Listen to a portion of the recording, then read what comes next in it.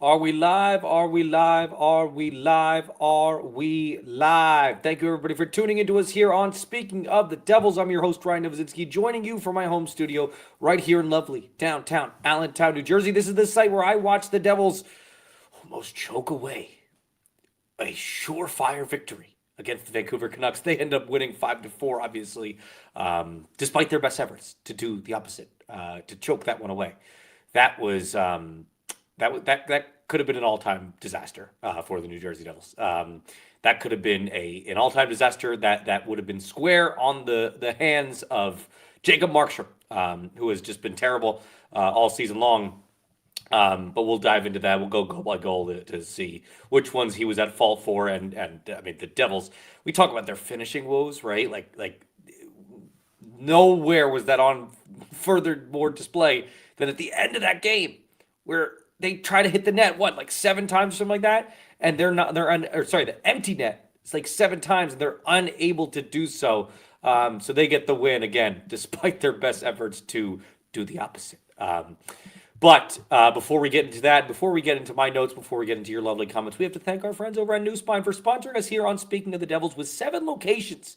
They are New Jersey's leading institute for minimally invasive spine surgery. Live your best life, pain-free. Visit newspine.com. That's nu-spine.com. Don't forget that dash to find a location near you. Okay, so, I mean, look, let's just start with the obvious, which is the fact that the Devils, they squeak out another win. That's fine. They'll take it. They're 26, 22, and 4. 26, 22, and 2 on the season. You take any win that you can get at this point, but again, that one had some ugliness to it. It had some good things too, specifically that third line, which we'll get to in a little bit. And we'll start with that actually, because Aminaho, he got his first NHL goal tonight, right? Pivoted his way around whoever the Vancouver defender was there, got a perfect angle and just potted it in. I thought he did a good job, just like kind of staying around the net there, sticking around the net. He's in those right positions again, which we've talked about so much in this stream. It just buries the chance. So I thought that was a very positive thing to see. Second period happens, and this was like just where the floodgates opened in respects to this is where all the goals happen in that second period. Really, Nico Hischier gets the power play goal. Great setup from Jack there. When's the last time it felt like I don't know the exact number, but like feels like a long time since the Devils have had a multi-goal lead. So they get they get one. It was Minnesota. Like maybe that's how long ago it was. But they get some much needed like some I guess an insurance goal there is what you would call it in any normal circumstance. And they even pad onto that with a Cody Glass goal. Hamilton gets the assist here. He's got 7 straight games since his benching with points. He's got points in every single one of those games since his benching. 8 assists in 7 games.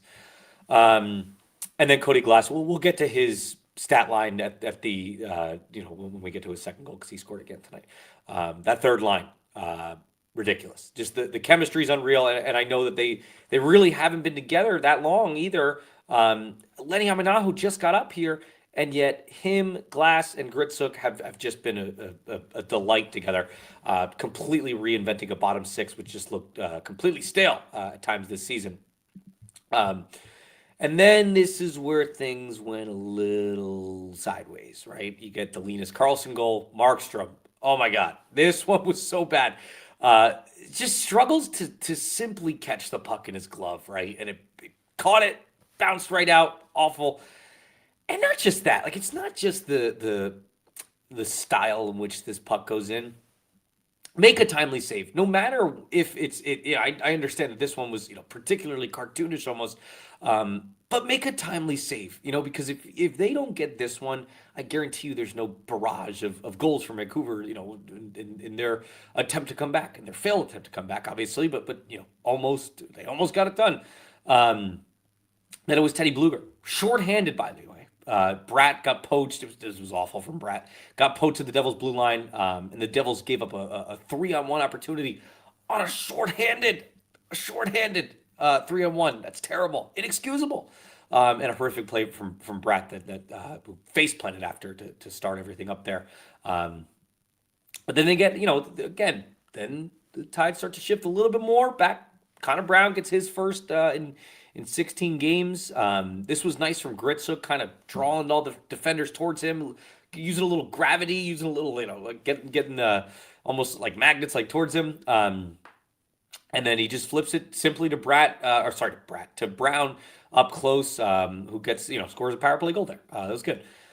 But then, then you're thinking, okay, the Devils are going to keep their foot on the gas. Markstrom's going to, come through, hopefully. But then Zeev Bouillon happens, okay? And he comes in and creates his own rebound, and which is that's got to be the scouting report right now on Markstrom, because Markstrom's rebound control should downright make him unplayable, but it's not. And not only should it make him downright unplayable, it should make him unextendable. But by the way, you already did that, and that extension hasn't even kicked in yet. And oh, by the way, it's very, very lucrative, $6 million per year, 2 years, hasn't even kicked in yet. It has a very restricted no move clause, and he was playing some of his worst hockey of his career when you handed them that. So that's, it's just another look. I'm gonna hammer that point in all season long. I don't care if people get tired of it. It's the fact. The facts are the facts, right? The Jacob Markstrom extension was a complete mistake, and the fact that Fitzgerald is the one, it's just it's unbelievable to me, honestly. It's aging that poorly. Let's move on. Period 3, Cody Glass scores what felt like the dagger, right? And it was kind of just a weird, ugly goal all around. Timo Meier, I think, was the one that chipped it into him. Kind of hectic, but again, appeared to be the dagger. And then, just to give a quick shout out to Cody Glass, he has 8 points in his last 7 games. He has 6 goals in his last 7 games. 6 goals in his last 7 games. There's your depth scoring right there. There's a guy who gets some depth scoring. If Tom Fitzgerald's still pounding his head against the table or against the wall, trying to figure out what depth scoring is, you got it right there in Cody Glass. He's got to be. Does he lead the Devils in goal scoring now? He's got to be like 3rd or 2nd or something like that. NJ Devils stats. Of course. Why didn't I just pull this up? I should have had this prepared. I'm sorry, everybody. Nico Heischer's first with 15, but Cody Glass. Oh man, Cody Glass is he's got to be. Yeah, I think he's tied for 2nd on the entire New Jersey Devils. If I told you guys at the beginning of the season that would be the reality, would you believe me? Would you say, what the heck went wrong with this year? Because or do you just look at it like, this is a good thing? It's good to get depth scoring. I don't know if that's necessarily. Look, it's a good thing. Like good for Cody Glass for turning it around and everything like that. And that's amazing that he's finally getting some adding an offensive element to his game as well. But yeah, just pretty ugly that he's the 2nd leading scorer. Hold on, I'm gonna push for some super chats. Send super chat, and then we'll get into your lovely comments. Please. Okay. All right, just started the goal there. Guys, if you want your comments read first, please consider submitting some super chats. I'm here in my comfortable little home studio, but you know what? I wish that I was in Vancouver. I wish that I was on this West Coast road trip. So if you guys can contribute even in any sort of small way, it would help. It would help this channel grow tremendously. It would help our NJ.com coverage grow tremendously, and hopefully start going on more of these road trips. But we start here with Brad Kobo 96, who says, "Is Lenny someone we can count on going forward?" Look, I think it's simple, Brad. Lenny has looked like he's belonged, right? He completely looks like he belongs.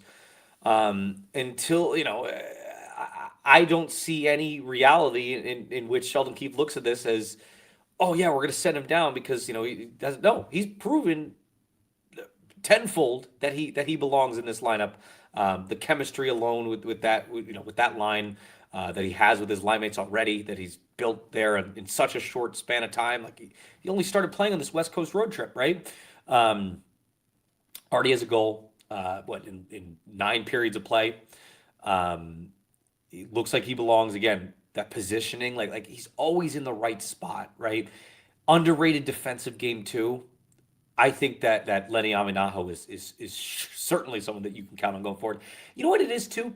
It's nice to see at the beginning of the season. You're wondering, okay, do the Devils even have any like forward prospects to to hang their hat on or anything like that? And you might be thinking, okay, yeah, like we could maybe count on Lenny as a former second round pick. And maybe Gritsuk, but he's a little older, and you don't know when these guys come over from the KHL, um, they could be Kaprizov or they could be Gusev, right? Well, he's proven to Gritsuk has proven to be a excellent all around player, and in this very very early sample size, again, just 3 games, right? Lenny Aminaho has proven to be a force to be reckoned with as well. So yes, I think he's someone that you can rely on going forward, and I think that it's nice to see the Devils have some. Have finally, some forward prospects that they can hang their hat on. Sorry, guys, I'm exhausted. It's freaking like 1 a.m. here. Let's see. Chico Tazo 6'9". Only the Devils could go up 3-0 and still find a way to humiliate their fans in a win. Yeah, that's how I would kind of feel about this, right? Like it's like, you get this win, but like how much does it really like I don't know. I don't even know what I'm saying anymore. This is kind of a wet blanket to wrap up this road. You better get a dominant win against the Kraken on Sunday, because that this is not a good way to end what was otherwise a very promising road trip. I mean, they've won what, 5 out of their last 6 games.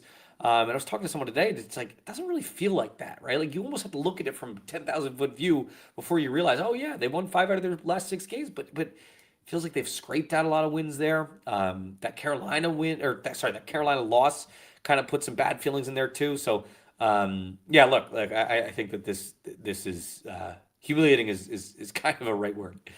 Killenbush. Oh jeez, I hate this team. Even when they're winning, don't get duped. They are still. I think yeah. I mean, look, that's what I'm saying.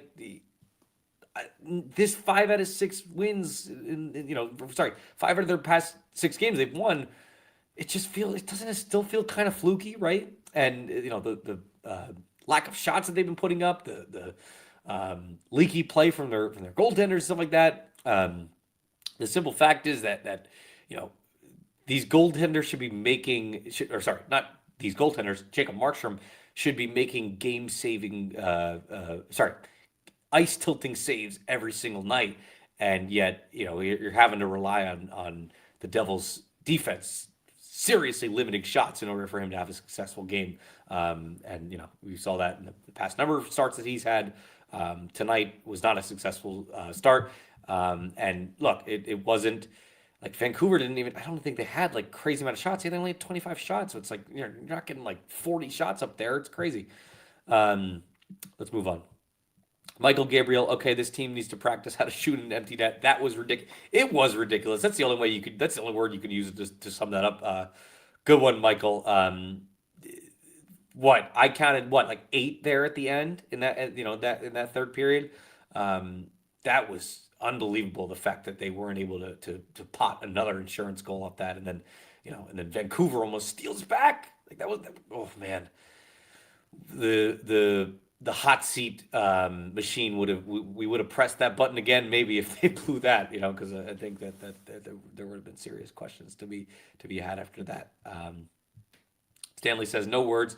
What in the world was that last 4 minutes? Bratt was horrible tonight. Yeah, Bratt was not. This was a rough game from him.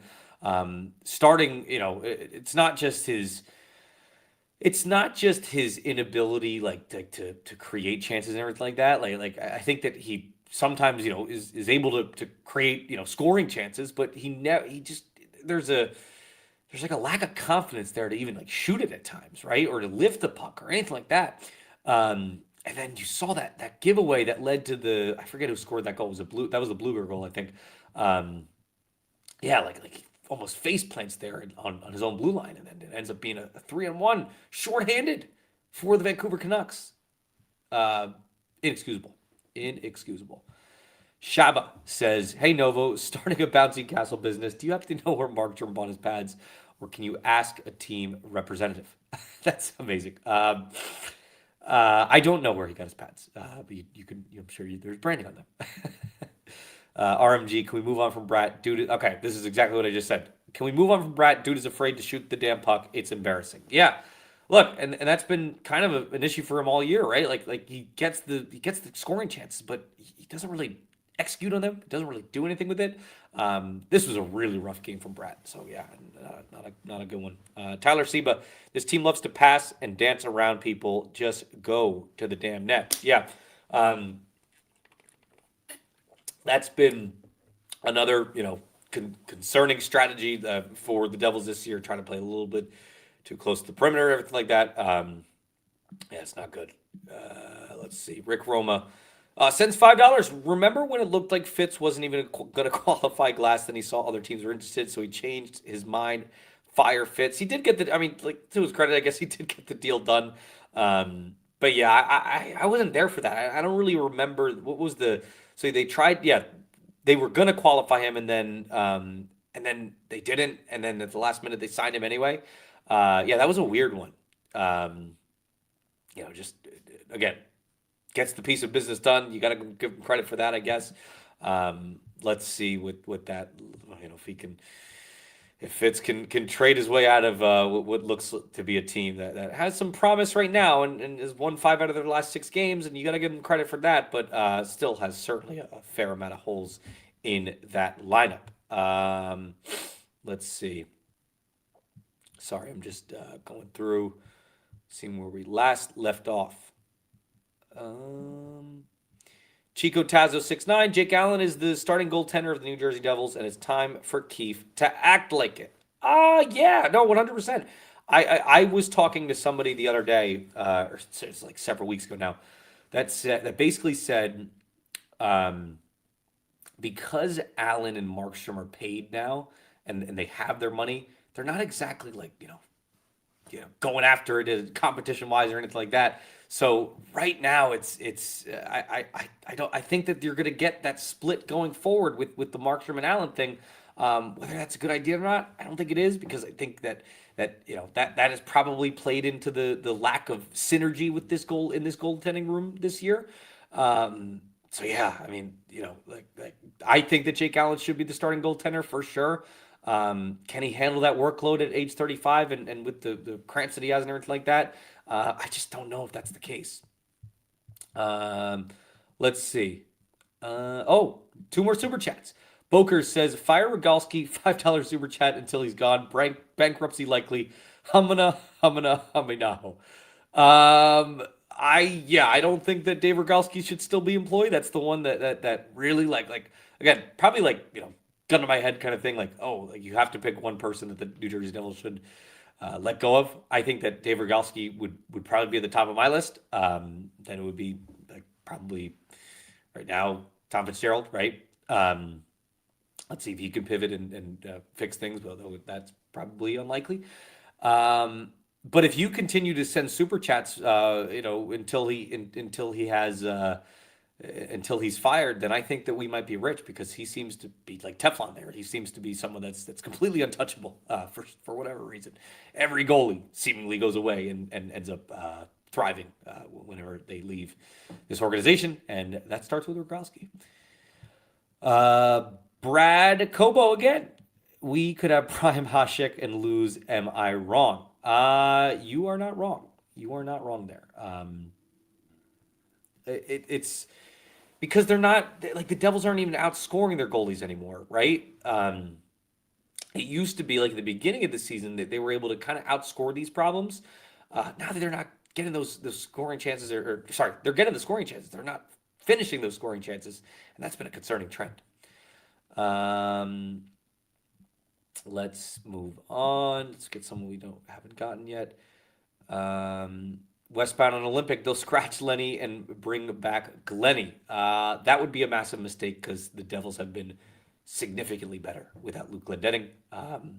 That is a drum that I will continue. If they end up scratching Lenny Aminaho, who's been nothing but a spark plug for this team so far, especially for that bottom 6 which has been struggling all year, for Luke Glendening. If you think I ripped the team now, oh my God, I would rip the crap out of the team then. DJ Lyon, Allen is our number one. Save Markstrom for the back half.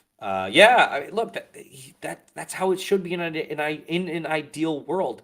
I just don't think you're going to get that wish because it's just one of those things with the workload and everything like that. Like I think that Keefe is set with this being a split. I think Keefe is set with this being a split. That's not the right decision in my eyes. It's going to really, really come to a head if this team can somehow make the playoffs. Who would be that starting goaltender? Would they ride with Allen? Would they do it? Would they, spin the tandem and try to kind of offset it in that regard? I don't know. Would they split the reps? I really don't know. But obviously we're going way ahead of ourselves because this team still has like a 21% chance to make the playoffs. So you gotta get that going. Stanley says, thank the Lord for Cody Glass, one of Fitzgerald's few good moves. This guy plays a simple, honest game on both ends of the ice. Yeah, when I came into this year, because I didn't watch a whole heck of a lot of Devils last year, namely Cody Glass, because it was towards the end of the season when they got him, I wasn't sure, because I was like, okay, yeah, like he's a good defensive center, that's fine. But I was like, people in the organization think that he's going to be fine at 3C. I just wasn't sold on that. Now I'm sold on it, right? He's been awesome. He's got 6 goals in his last 7 games. He's got 8 points in his last 7 games. He's been on fire. He's been ridiculous.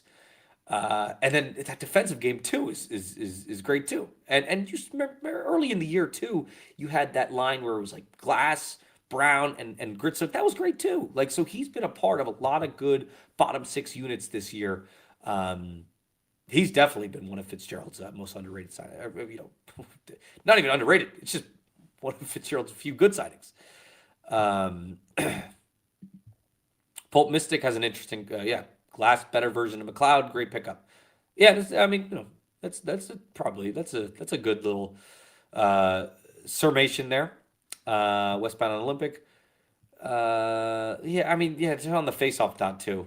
Let's see, Chico Tazo. Ugly wins aside, the team is now 6-4 in January, with Seattle to wrap up the road trip, and then the Jets and Preds back at the Rock. Lots of attainable points up for grabs here. Yes, you have to go into this Olympic break strong. Can they continue, and definitely finish this road trip strong? And as you mentioned, Chico Tazo, very, very, very attainable points here. I know they have a game against the Senators coming up as well. This is the time where the Devils need to start racking up points, and then we can start having these playoff conversations. Then we can start having these trade conversations and everything like that. Because at that point, if they can get themselves back into a position where they go on a run, then we can start talking about some of the luxury items that this team should add. But as it stands right now, like you're kind of on the outside looking in. It's still very much in flux whether this team is going to be a buyers or sellers. So we'll see what happens.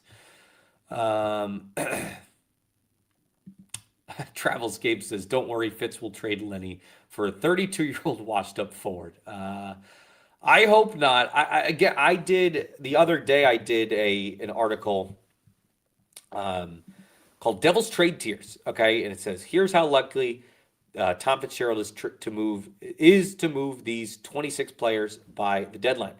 I had Lenny ranked pretty low, and lower is actually the more likely for them to be traded. And that's not me saying that Lenny's going to get traded, but by no means.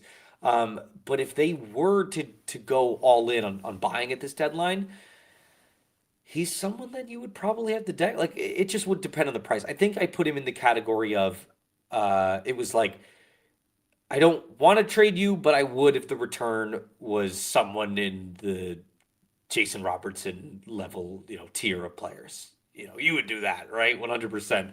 And you like Lenny Aminaho, but you would like Jason Robertson a lot more. I can guarantee that. All right, guys, that is it. We're going to wrap up the show a little bit early because it is like 1 a.m. here on the East Coast. Everybody, please make sure you like and subscribe. Tell your friends. Please, please, please get this show to off the ground as even more than it is right now. We will talk to you Sunday after the Devils take on the Seattle Kraken, 3 p.m. Eastern time, at the same time as the AFC Championship game. I was a Patriots fan. I don't want to talk about it. I'm really upset about that. But I'll be wearing my Drake May jersey on the stream, so get ready for that. But until then, until Sunday, I'll see you guys then. Have a great day. Bye bye.